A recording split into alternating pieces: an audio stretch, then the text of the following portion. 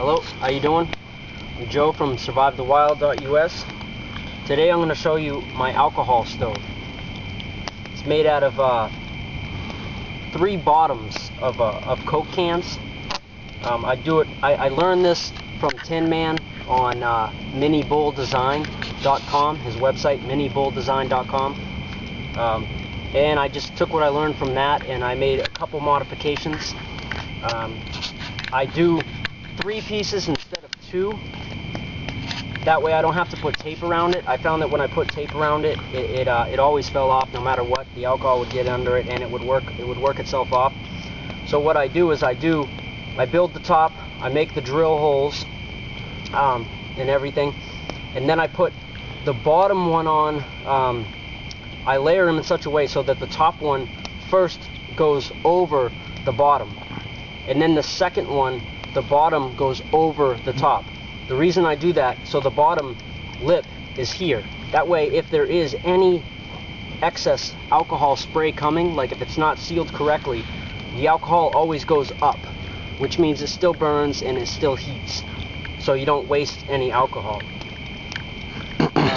Okay, this is just a part of my cook stove system, my ultralight cook stove system. I do not even carry this anymore. Now I just cook over the fire because I find it more efficient, especially for eating things in the wood. Fuels that you carry are just not efficient enough. You can't use 1 stick of trioxane or 1 stick of esbit or 1 thing of alcohol when you need to boil acorns 3 times over, or cattails, and when you really need to sanitize water. It's just not efficient. So when you're living off the land, it's just more efficient. If you have a fire, you need it to heat your body anyways. But anyways, when I do carry a cook system, this is what I carry. A base. Everything I use pretty much I make out of cookie sheets. It works great. It's stiff. Here's the base. And now normally I can put esbit here, trioxane, sap, whatever I want. But today it's the alcohol stove. So first thing I'm going to do is get this thing fired up before we run out of video time. So I have ran this with 3 different kinds of alcohol. This is heat. Heat is the best. Heat is a gas line antifreeze. I've also ran it with second to heat is denatured alcohol. I've also ran it with denatured. Hold on, Joe. Hold on. There, and now what you do have to do to activate this is pour a little bit around the base and actually light that first. I guess apparently it works kind of like a jet engine. So you light that, stay out of the way because it burns really hot. I think I forgot to say before the video cut off, I've used it with heat, gasoline antifreeze, denatured alcohol, and also rubbing alcohol. Rubbing alcohol is the worst, but it still works and it's sooty. I guess you can also use it with a strong alcohol like Bacardi 151 and up.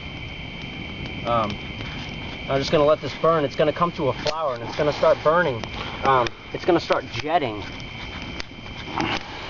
Just like your MSR gas stoves and your Snow Peaks and things like that.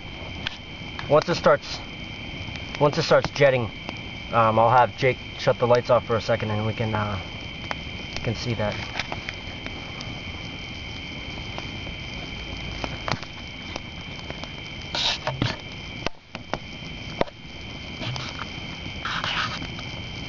Going a little bit, but it hasn't really started boiling yet, huh?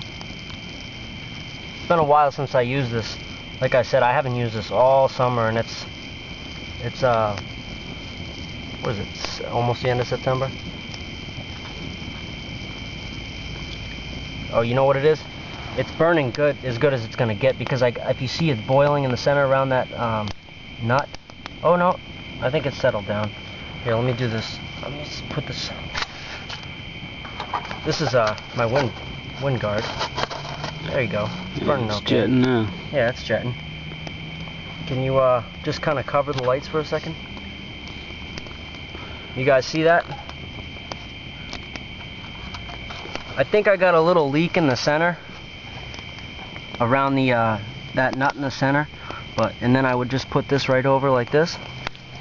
And it just cooks in there. Does its thing. See, I like the Heine cans. They're about as light as you get. You just hang them from a stick on a wire and boil stuff all day long. But I kind of took this from the thru hiker ultralight guys. I even got a Heine can cup that I rolled the rim over there, or actually I put something on it, but my titanium spork here. Anyways, we should probably cut there for now. We'll make that the video. Just trust that when you put fire under a pot with water, it actually does bring it to a boil if you put enough fuel in it. So if you believe me there, we can cut the video.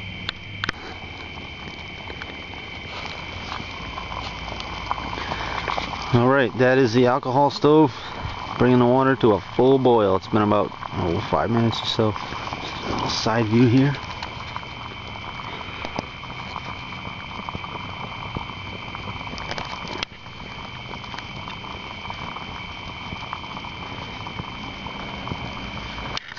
Here, let me see if I can pick it up off it so you can get a good picture of that flour, you know. Take the light off.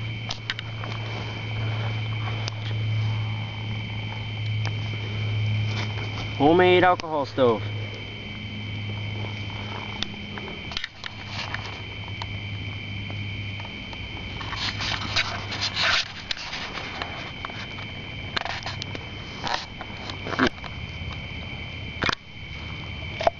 And that's keeping the bugs away from us tonight.